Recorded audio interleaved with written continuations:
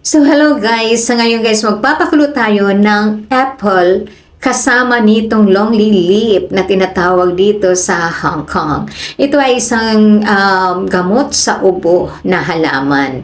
So kung saan kami dati sa Pilipinas may tanim nito, pinapakuluan lang at iniinom ang tubig. Pero dito inahalo sa sabaw, okay na.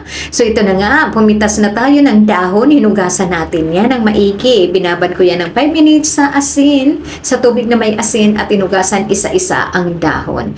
So kailangan na apros-aprosin natin o i-rub natin para maging malinis yung bawat dahon. Ayan. At yan ay pakukuluin natin kasama nitong pork. So, pinakang laman lang talaga o lean pork ang mas magandang gamitin dito guys para hindi makolesterol. At syempre, naglagay ako ng medyo marami-raming luya. So, syempre, si luya hindi ko na binalatan dahil sa balat lang ng luya may health benefits pang makukuha. At ito na, lalagyan ko siya ng 2 red dates, sweetened dates. Ayan. At ito naman ang luhan go na tinatawag dito sa Hong Kong. Ito ay isang fruits na bilog na kulay brown.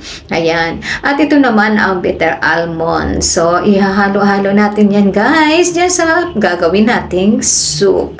At syempre, ito naman ang ating apple. Ayan. Hiniwa-hiwa ko na nga pala ang apple na yan guys. Tinanggal ko yung pinakang gitna niya na may kasamang buto. Ayan. So, 4 na apple lahat ang ginamit ko dyan guys.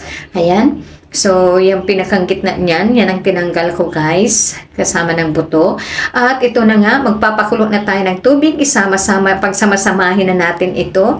Ang long leaf guys, ay pwede naman yan natin ipahuling ilagay, pero sa akin, isinasabay ko na yan dahil pwede naman. At yan ay pakukuluan natin ng 15 minutes sa malakas na apoy at pakukuluan ko pa rin siya ng 1.5 hour sa mahinang apoy o pinakamaliit na apoy.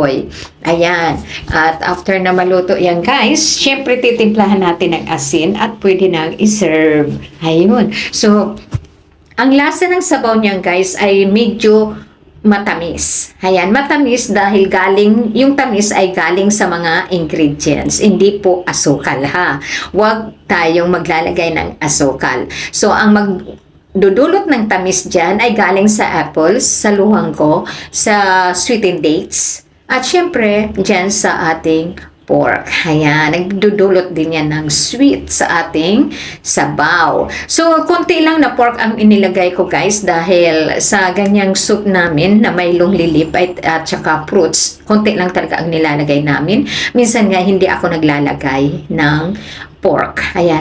So, ito na guys, isiso natin ng konting asin at iserve na natin.